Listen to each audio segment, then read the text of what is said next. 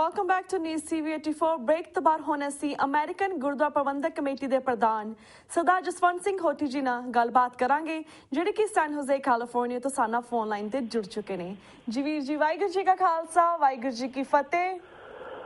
ਹਾਂਜੀ ਭੈਣ ਜੀ, ਤੁਹਾਨੂੰ ਅਤੇ TV 84 ਦੇ ਸਮੂਹ ਸਰੋਤਿਆਂ ਨੂੰ ਵਾਹਿਗੁਰੂ ਜੀ ਦਾ ਖਾਲਸਾ, ਵਾਹਿਗੁਰੂ ਜੀ ਕੀ ਫਤਿਹ। ਵੀਰ ਜੀ, ਜਿਵੇਂ ਤੁਸੀਂ 1 ਜੂਨ ਜਾਨੀ ਕਿ ਬੀਤੇ ਕੱਲ ਘੱਲੂਘਾਰਾ ਗੁਰਦੁਆਰਾ ਸਿੰਘ ਸਭਾ ਬੇ ਏਰੀਆ ਮਿਲਪੀਟਸ ਵਿਖੇ ਘੱਲੂਘਾਰਾ ਜੂਨ 84 ਦੇ ਸ਼ਹੀਦਾਂ ਦੀ ਯਾਦ ਨੂੰ ਸਮਰਪਿਤ ਸ਼ਹੀਦੀ ਜੋੜ ਮੇਲਾ ਮਨਾਇਆ, ਨਗਰ ਕੀਰਤਨ ਵੀ ਕੱਢਿਆ ਗਿਆ। ਇਸ ਸਮੁੱਚੇ ਪ੍ਰੋਗਰਾਮ ਬਾਰੇ ਸਿੱਖ ਸੰਗਤਾਂ ਨੂੰ ਜਿਹੜਾ ਵੇਰਵੇ ਦੇ ਨਾਲ ਜਾਣਕਾਰੀ ਦਿਓ। ਹਾਂਜੀ ਭੈਣ ਜੀ, ਗੁਰਦੁਆਰਾ ਸਿੰਘ ਸਭਾ ਮਲਪੀਟਸ ਏਰੀਆ ਕੋਈ ਤਕਰੀਬਨ 7 ਮਹੀਨੇ ਪਹਿਲਾਂ ਹੋਂਦ ਦੇ ਵਿੱਚ ਆਇਆ ਜੀ, ਔਰ ਉੱਥੇ 7 ਮਹੀਨਿਆਂ ਦੇ ਵਿੱਚ 3 ਸੈਮੀਨਾਰ ਹੋ ਚੁੱਕੇ ਨੇ, ਔਰ ਚੌਥਾ ਇਹ ਪ੍ਰੋਗਰਾਮ ਲਿਖਿਆ ਗਿਆ ਸੀ ਕਿ ਜੋ 1984 ਦੇ ਸਾਕੇ ਨੂੰ 30 ਸਾਲ ਹੋ ਗਏ ਨੇ ਜੀ, ਔਰ ਉਹਨਾਂ ਸ਼ਹੀਦਾਂ ਨੂੰ ਜਿਨ੍ਹਾਂ ਨੇ ਕੌਮ ਦੀ ਖਾਤਰ, ਆਪਣੀ ਧਰਮ ਦੀ ਖਾਤਰ ਆਪਣੇ ਕੁਰਬਾਨੀਆਂ ਕੀਤੀਆਂ, ਔਰ ਜਿਹੜੇ ਲੋਕ ਘਰੋਂ ਬੇਘਰ ਹੋਏ ਉਹਨਾਂ ਦੀ ਨਿੱਘੀ ਯਾਦ ਨੂੰ ਤਾਜ਼ਾ ਕਰਦਿਆਂ ਅਸੀਂ ਉਹਨਾਂ ਦੀ ਯਾਦ ਦੇ ਵਿੱਚ ਇੱਕ ਪਾਰਕ ਦੇ ਵਿੱਚ ਜਿਹੜਾ ਸੀ ਉੱਥੇ ਕੀਰਤਨ ਦਾ ਪ੍ਰੋਗਰਾਮ, ਢਾਡੀ 12, ਕਵੀਸ਼ਰੀ, ਔਰ ਜਿਹੜਾ ਘੋੜ ਸਵਾਰ ਔਰ ਛੋਟੇ ਛੋਟੇ ਬੱਚਿਆਂ ਦੇ ਜਿਹੜੇ ਪ੍ਰੋਗਰਾਮ ਲਿਖੇ, ਔਰ ਉਸ ਤੋਂ ਉਪਰੰਤ ਜਿਹੜਾ ਇੱਕ ਨਗਰ ਕੀਰਤਨ ਸੀ ਉਹਦਾ ਆਯੋਜਨ ਕੀਤਾ ਗਿਆ, ਤਾਂ ਕਿ ਕੋਈ ਵੀ ਲੋਕ ਜਿਹੜੇ ਨੇ, ਕਈ ਵਾਰੀ ਐਸਾ ਹੋਇਆ ਕਰਦਾ ਕਿ ਸਾਡੇ ਲਾਗੇ ਸੈਨ ਫਰਾਂਸਿਸਕੋ ਜੋ ਇੰਡੀਅਨ ਕੌਂਸਲੇਟ ਦਾ ਦਫ਼ਤਰ ਹੈ ਜੀ, ਉੱਥੇ ਬਹੁਤੇ ਲੋਕ ਜਾ ਨਹੀਂ ਸਕਦੇ।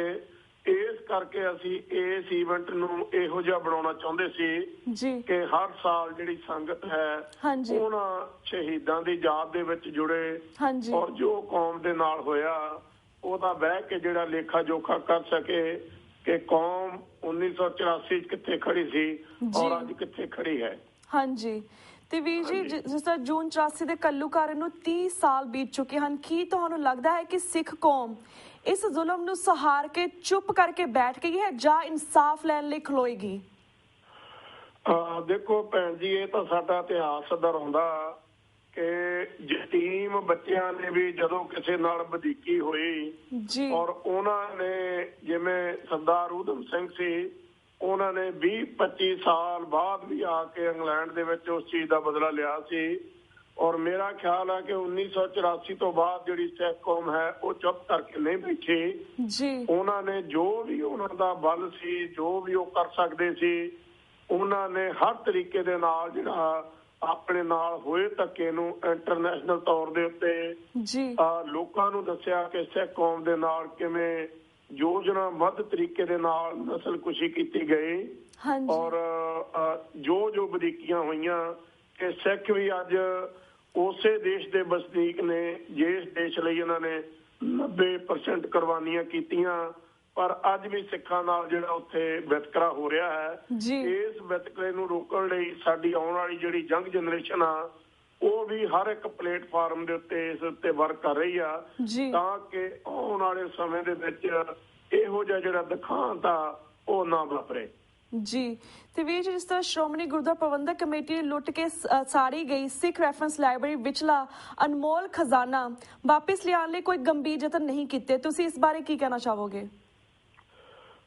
ਮੈਂ ਤਾਂ ਸਮਝਦਾ ਜੀ ਕਿ ਜੋ ਸ਼੍ਰੋਮਣੀ ਕਮੇਟੀ ਹੈ ਜਾਂ ਸ਼੍ਰੋਮਣੀ ਅਕਾਲੀ ਦਲ ਹੈ, ਜਿਸ ਜਥੇਬੰਦੀ ਦੀ, ਜਿਸ ਇਨਸਾਨ ਦੀ, ਜਿਸ ਆਗੂ ਦੀ ਸੋਚ ਆ ਉਹ ਗੁਰੂ ਗ੍ਰੰਥ ਸਾਹਿਬ ਸਿੱਖੀ ਸਿਧਾਂਤਾਂ ਤੋਂ ਥੜਕ ਜਾਏ ਔਰ ਕਿਸੇ ਵਿਅਕਤੀ ਦੇ ਅਧੀਨ ਹੋ ਜਾਏ, ਤਾਂ ਉਸ ਜਥੇਬੰਦੀ ਤੋਂ, ਵਿਅਕਤੀ ਤੋਂ ਜਾਂ ਕਿਸੇ ਵੀ ਸੰਸਥਾ ਤੋਂ ਕੋਈ ਐਸੀ ਆਸ ਨਹੀਂ ਰੱਖੀ ਜਾ ਸਕਦੀ ਕਿ ਉਹ ਜੋ ਕੌਮ ਅੱਜ ਮੰਗਦੀ ਹੈ ਉਹਨੂੰ ਲੈ ਕੇ ਦੇ ਸਕੇ।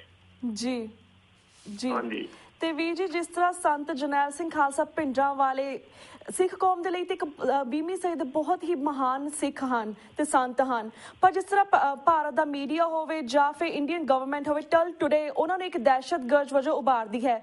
ਤੁਸੀਂ TV 84 ਦੇ ਦਰਸ਼ਕਾਂ ਨੂੰ ਸੰਤ ਜੀ ਦੀ ਸ਼ਖਸੀਅਤ ਬਾਰੇ ਕੀ ਕਹਿਣਾ ਚਾਹੋਗੇ? ਉਹ ਤਾਂ ਸਾਨੂੰ ਸਾਡਾ ਇਤਿਹਾਸ ਦੁਹਰਾਉਂਦਾ ਜੀ। 1984 ਦੇ ਵਿੱਚ ਜਿਹੜੇ ਨੌਜਵਾਨ ਸ਼ਹੀਦ ਹੋਏ, ਜਿਨ੍ਹਾਂ ਨੂੰ ਆਪਾਂ ਖਾੜਕੂ ਵੀ ਆਖਦੇ ਹਾਂ ਜੀ, ਉਹਨਾਂ ਨੂੰ ਵੀ ਵੱਖ-ਵੱਖ ਤਰੀਕਿਆਂ ਦੇ ਨਾਲ ਉਹਨਾਂ ਦੇ ਨਾਮਾਂ ਦੇ ਨਾਲ ਜੋੜਿਆ ਗਿਆ ਕਿ ਦਹਿਸ਼ਤਗਰਦੀ ਨੇ, ਇਹ ਆਤੰਕਵਾਦੀ ਨੇ। ਔਰ ਜਿਉਂ-ਜਿਉਂ ਸਮਾਂ ਲੰਘਦਾ ਗਿਆ ਉਹ ਜਿਹੜੇ ਫਰੀडम ਫਾਈਟਰ ਬਣ ਗਏ, ਖਾੜਕੂ ਬਣ ਗਏ।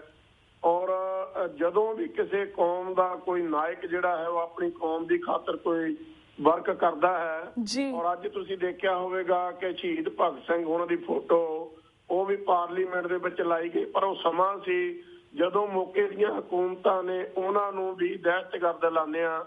ਸੋ ਕਹਿਣ ਤੋਂ ਭਾਵ ਕਿ ਇਹ ਕੌਮਾਂ ਦਾ ਜਿਹੜਾ ਸਰਮਾਇਆ ਹੋਇਆ ਕਰਦਾ, ਇਹ ਕੌਮਾਂ ਹੀ ਜਾਇਜ਼ਾ ਲੈ ਸਕਦੀਆਂ ਨੇ ਕਿ ਸਾਡੀ ਕੌਮ ਦਾ ਕੌਣ ਦਹਿਸ਼ਤਗਰਦ ਹੈ ਜਾਂ ਕੌਣ ਨਾਇਕ ਹੈ ਜਾਂ ਕੌਣ ਸੰਤ ਸਿਪਾਹੀ ਹੈ। ਸੋ ਇਹਦੇ ਉੱਤੇ ਸਾਨੂੰ ਕੋਈ ਬਾਹਰਲਿਆਂ ਤੋਂ ਬੜੀ ਆਸ ਰੱਖਣ ਦੀ ਲੋੜ ਨਹੀਂ। ਜੀ ਜੀ। ਤੇ ਵੀਰ ਜੀ, ਜਿਸ ਤਰ੍ਹਾਂ 30 ਸਾਲ ਬਾਅਦ ਹੁਣ ਫੈਕਟ ਸਾਹਮਣੇ ਆਏ ਹਨ ਕਿ ਭਾਰਤ ਦੀ ਸਰਕਾਰ ਤੋਂ ਇਲਾਵਾ ਇੰਗਲੈਂਡ ਦੀ ਥੈਚਰ ਸਰਕਾਰ ਵੀ ਇਸ ਘੱਲੂਘਾਰੇ ਦੇ ਵਿੱਚ ਸ਼ਾਮਿਲ ਸੀ ਕਿ ਉਹਨਾਂ ਨੇ ਆਪਣਾ ਇੱਕ ਵਿਅਕਤੀ ਭਾਰਤ ਦੇ ਵਿੱਚ ਭੇਜਿਆ ਸੀ ਪੂਰੇ ਪਲਾਨ ਆਊਟ ਕਰਨ ਦੇ ਲਈ। ਇਸ ਬਾਰੇ ਤੁਸੀਂ ਕੀ ਵਿਚਾਰ ਰੱਖਦੇ ਹੋ? ਮੈਂ ਤਾਂ ਇਹ ਕਹਾਂਗਾ ਜੀ, ਟੀਵੀ ਦੇ ਉੱਤੇ ਖਬਰਾਂ ਦੇ ਵਿੱਚ ਦੇਖਿਆ ਸੀ ਕਿ ਪੱਤਰਕਾਰ ਅਮਰ ਸਿੰਘ ਜੀ ਮੋਗੇ ਦੇ, ਜਿਨ੍ਹਾਂ ਨੂੰ ਮਾਰਕ ਟੱਲੀ ਆ ਕੇ ਮਿਲਿਆ। ਔਰ ਜੇ ਉਹਨਾਂ ਦੇ ਤੁਸੀਂ ਬਿਆਨ ਸੁਣੇ ਹੋਣਗੇ ਕਿ ਇਹ ਸਰਕਾਰਾਂ ਜਿਹੜੀਆਂ ਨੇ ਉਹਨਾਂ ਦੇ ਹੱਥ ਬੜੇ ਲੰਬੇ ਹੁੰਦੇ ਨੇ, ਇਹਨਾਂ ਦੀਆਂ ਆਪਣੀਆਂ ਖੁਫੀਆ ਏਜੰਸੀਆਂ ਹੁੰਦੀਆਂ ਨੇ, ਆਪਣੇ ਬੰਦੇ ਹੁੰਦੇ ਨੇ। ਸੋ ਜਦੋਂ ਤੱਕ ਸਿੱਖਾਂ ਦਾ ਕੋਈ ਇਹੋ ਜਿਹਾ ਢਾਂਚਾ ਨਹੀਂ ਹੁੰਦਾ, ਸੋ ਮੈਂ ਸਮਝਦਾ ਕਿ ਸਰਕਾਰਾਂ ਨੇ ਸਰਕਾਰਾਂ ਨਾਲ ਹੀ ਮਿਲ ਵਰਤਣ ਕਰਨਾ ਹੁੰਦਾ। ਉਹਨਾਂ ਨੂੰ ਇੱਕ ਦੂਜੇ ਤੱਕ ਜਿਹੜੀਆਂ ਸਰਕਾਰਾਂ ਨੇ, ਸਰਕਾਰਾਂ ਨੂੰ ਲੋੜ ਹੁੰਦੀ ਹੈ। ਸੋ ਇਹਦੇ ਵਿੱਚ ਕੋਈ ਚੰਬੇ ਵਾਲੀ ਗੱਲ ਨਹੀਂ ਕਿ ਅੱਜ 30 ਸਾਲ ਬਾਅਦ ਇੰਗਲੈਂਡ ਦੀ ਸਰਕਾਰ ਦੀ ਇਹ ਗੱਲ ਸਾਹਮਣੇ ਆਈ ਹੈ ਕਿ ਆਉਣ ਵਾਲੇ ਸਮੇਂ ਦੇ ਵਿੱਚ ਇਹੋ ਜਿਹੇ ਹੋਰ ਵੀ ਕਈ ਜਿਹੜੇ ਨੇ ਗੱਲਾਂ ਸਾਡੇ ਸਾਹਮਣੇ ਆਉਣਗੀਆਂ। ਪਰ ਖਾਲਸੇ ਨੂੰ ਹਮੇਸ਼ਾ ਹੀ ਗੁਰਸਿੱਖਾਂ ਨੂੰ ਇਹ ਚਾਹੀਦਾ ਕਿ ਆਪਣੀ ਗੁਰਬਾਣੀ ਦੇ ਨਾਲ ਜੁੜੀਏ ਔਰ ਆਪਣਾ ਜੋ ਵੀ ਗੁਰਬਾਣੀ ਦਾ ਫਰਮਾਨ ਹੈ ਕਿ ਜੈਸਾ ਬਿੱਤ ਤੈਸਾ ਹੋਏ ਵਰਤੇ, ਆਪਣਾ ਵੱਲ ਨਹੀਂ ਹਾਰੀਏ। ਜੋ ਵੀ ਇੰਡੀਵਿਜੂਅਲ ਬੰਦਾ ਉਹ ਆਪਣੇ ਗੁਰੂ ਦੇ ਸਿਧਾਂਤਾਂ ਉੱਪਰ ਚੱਲ ਕੇ ਆਪਣੀ ਕੌਮ ਦੀ ਜੋ ਸੇਵਾ ਕਰ ਸਕਦਾ ਹੈ ਉਹ ਸਾਨੂੰ ਲਗਾਤਾਰ ਕਰਨੀ ਚਾਹੀਦੀ ਹੈ ਜੀ। ਤੇ ਵੀਰ, ਜਿਸ ਤਰ੍ਹਾਂ ਇਹ ਨਸਲਕੁਸ਼ੀਆਂ ਜਾਂ ਘੱਲੂਘਾਰੇ ਹਜੇ ਤੱਕ ਵੀ ਸਮਾਪਿਤ ਨਹੀਂ ਹੋਏ, ਹਜੇ ਤੱਕ ਚੱਲਦੇ ਨੇ। ਜਿਸ ਤਰ੍ਹਾਂ ਜੂਨ 84 ਵਾਰ ਨਸਲਕੁਸ਼ੀ ਹੋਈ, ਆਪਣੇ ਨਵੰਬਰ 84 ਦੀ, ਹੁਣ ਨਸ਼ਿਆਂ ਦਾ ਦੌਰ ਚੱਲ ਰਿਹਾ ਜਿਸ ਵਿੱਚ ਆਪਣੇ ਸਾਰੇ ਅੱਜ ਦੀ ਜਵਾਨੀ ਆਪਣੇ ਸਿੱਖ ਬੱਚੇ ਰੁਲਦੇ ਜਾ ਰਹੇ ਨੇ। ਸਾਨੂੰ ਬਾਹਰ ਦੇ ਸਿੱਖਾਂ ਨੂੰ ਕੀ ਕਰਨਾ ਚਾਹੀਦਾ ਆਪਣੇ ਸਿੱਖ ਭਰਾਵਾਂ ਨੂੰ ਪੰਜਾਬ ਦੇ ਵਿੱਚ ਬਚਾਉਣ ਦੇ ਲਈ? ਉਹ ਤਾਂ ਭੈਣ ਜੀ ਤਾਂ ਹੀ ਆ ਕਿ ਬਾਹਰਲਾ ਸਿੱਖ ਜਿਹੜਾ ਬੈਠਾ ਉਹ ਆਪਣੇ ਭੈਣ ਭਰਾਵਾਂ ਲਈ ਤੜਫਦਾ। ਔਰ ਜੋ ਕੁਝ ਬਾਹਰਲੇ ਸਿੱਖਾਂ ਨੇ ਉਸ ਪੰਜਾਬ ਦੇ ਵਿੱਚ ਕੀਤਾ, ਕਈ ਐਸੀਆਂ NGO ਉੱਥੇ ਖੁੱਲੀਆਂ।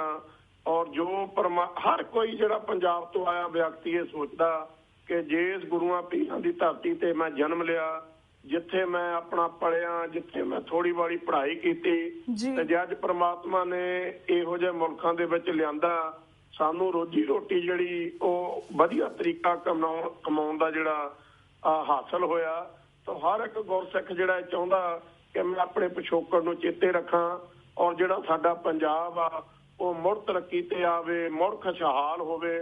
ਹਰ ਇੱਕ ਦੀ ਇਹ ਕੋਸ਼ਿਸ਼ ਹੈ, ਪਰ ਹੁੰਦਾ ਉਹੀ ਹੈ ਜੋ ਉੱਥੇ ਦੀਆਂ ਸਰਕਾਰਾਂ ਕਰਦੀਆਂ ਨੇ। ਬਾਹਰ ਬੈਠਾ ਸਿੱਖ ਜਿਹੜਾ ਹੈ ਉਹ ਜਿੰਨਾ ਕੁ ਉਹਨਾਂ ਦੀ ਹਿੰਮਤ ਉਹ ਕਰੀ ਜਾਂਦੇ ਨੇ, ਪਰ ਹਮੇਸ਼ਾ ਹੀ ਜਿਹੜੇ ਆਪ ਗਦਰੀ ਬਾਬਿਆਂ ਦਾ ਇਤਿਹਾਸ ਜਾਣਦੇ ਹੋ ਕਿ 8,500 ਗਦਰੀ ਬਾਬਾ ਸੀ।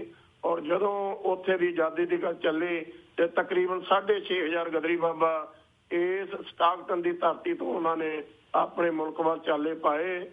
ਔਰ ਮੈਂ ਸਮਝਦਾ ਕਿ ਬਾਹਰਲੇ ਸਿੱਖਾਂ ਦੀ ਬੜੀ ਦੇਣ ਹੈ ਔਰ ਉੱਥੇ ਦੀ ਗੌਰਮੈਂਟ ਨੂੰ ਵੀ ਇਹ ਸਮਝਣਾ ਚਾਹੀਦਾ ਹੈ ਕਿ ਇਹ ਬਾਹਰਲੇ ਸਿੱਖਾਂ ਦੇ ਨਾਲ ਜਿਹੜਾ ਹੈ ਉਹ ਵਧੀਆ ਵਰਤਾਅ ਕਰਨ। ਆਪਣੇ ਸੂਬੇ ਦੀ ਖੁਸ਼ਹਾਲੀ ਲਈ ਜੋ ਵੀ ਚੰਗੇ ਕਦਮ ਨੇ ਉਹ ਉਹਨਾਂ ਨੂੰ ਪੱਟਣੇ ਚਾਹੀਦੇ ਨੇ। ਦੂਸਰੀ ਗੱਲ ਹੈ ਕਿ ਸਰਕਾਰਾਂ ਇੱਕ ਦੂਜੇ ਤੇ ਇਲਜ਼ਾਮਬਾਜ਼ੀ ਲਾਉਂਦੀਆਂ ਨੇ, ਕਾਂਗਰਸ ਸਰਕਾਰ BJP ਤੇ, BJP ਅਕਾਲੀ ਦਲ ਦੇ ਉੱਤੇ।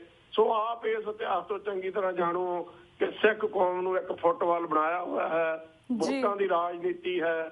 ਜਿਹੜੀ ਸਰਕਾਰ ਆਉਂਦੀ ਹੈ ਉਹ ਬਥੇਰੇ ਦਿਲਾਸੇ ਦਿਵਾਉਂਦੇ ਨੇ, ਪਰ ਜਦੋਂ ਰਾਜ ਭਾਗ ਤੇ ਬਹਿ ਜਾਂਦੇ ਉਹਨਾਂ ਨੂੰ ਸਾਰਾ ਕੁਝ ਚੇਤਾ ਜਿਹੜਾ ਭੁੱਲ ਜਾਂਦਾ ਹੈ। ਜੀ ਬਿਲਕੁਲ ਬਿਲਕੁਲ। ਤੇ ਵੀਰ ਜੀ, ਸਾਡੇ ਕੋਲ few seconds ਰਹਿ ਗਏ ਨੇ ਐਟ ਦੀ ਐਂਡ, ਇਸ ਘੱਲੂਘਾਰੇ ਸੰਬੰਧੀ ਜਾਂ ਕੁਝ ਤੁਸੀਂ ਹੋਰ ਦਰਸ਼ਕਾਂ ਨੂੰ ਕੋਈ ਸੁਨੇਹਾ ਦੇਣਾ ਹੋਵੇ TV 84 ਦੇ ਮਾਧਿਅਮ ਰਾਹੀਂ?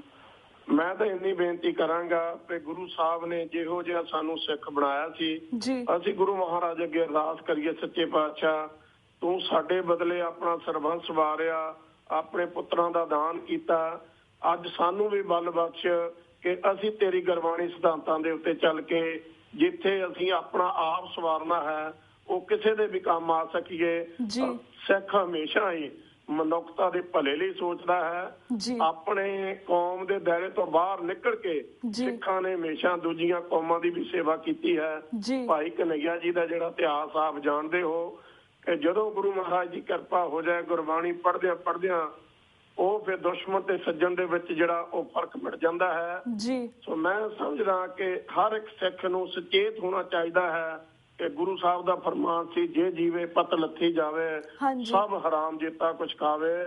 ਸਾਨੂੰ ਹਮੇਸ਼ਾ ਹੀ ਗੁਰੂ ਜੀ ਦੇ ਦੱਸੇ ਹੋਏ ਸਿਧਾਂਤਾਂ ਤੇ ਚੱਲਣ ਲਈ ਅਰਦਾਸ ਕਰਨੀ ਚਾਹੀਦੀ ਹੈ। ਜੀ ਬਿਲਕੁਲ ਵੀਰ ਜੀ। ਤੇ ਵੀਰ ਜੀ ਹੁਣ ਅਸੀਂ ਤੁਹਾਡੇ ਕੋਲ ਇਜਾਜ਼ਤ ਲੈਣੇ, ਸਾਡਾ ਵਕਤ ਹੋ ਗਿਆ ਸਮਾਪਤੀ ਦਾ ਜੀ। ਵਾਹਿਗੁਰੂ ਜੀ ਕਾ ਖਾਲਸਾ, ਵਾਹਿਗੁਰੂ ਜੀ ਕੀ ਫਤਿਹ। ਹਾਂਜੀ ਭੈਣ ਜੀ, ਤੁਹਾਨੂੰ ਤੇ TV 84 ਦੇ ਸਮੂਹ ਸਰੋਤਿਆਂ ਨੂੰ ਵਾਹਿਗੁਰੂ ਜੀ ਕਾ ਖਾਲਸਾ, ਵਾਹਿਗੁਰੂ ਜੀ ਕੀ ਫਤਿਹ। ਤੇ ਵੀਰਜ਼ ਇੱਥੇ ਨਾਲ ਅਸੀਂ ਤੁਹਾਡੇ ਕੋਲ ਵੀ ਇਜਾਜ਼ਤ ਲੈਣੇ ਹਾਂ। ਕੱਲ ਨੂੰ ਮਿਲਾਂਗੇ ਸੇਮ ਟਾਈਮ ਸੇਮ ਸ਼ੋ ਤੇ। ਤਦ ਤੱਕ ਲਈ ਵਾਹਿਗੁਰੂ ਜੀ ਕਾ ਖਾਲਸਾ, ਵਾਹਿਗੁਰੂ ਜੀ ਕੀ ਫਤਿਹ।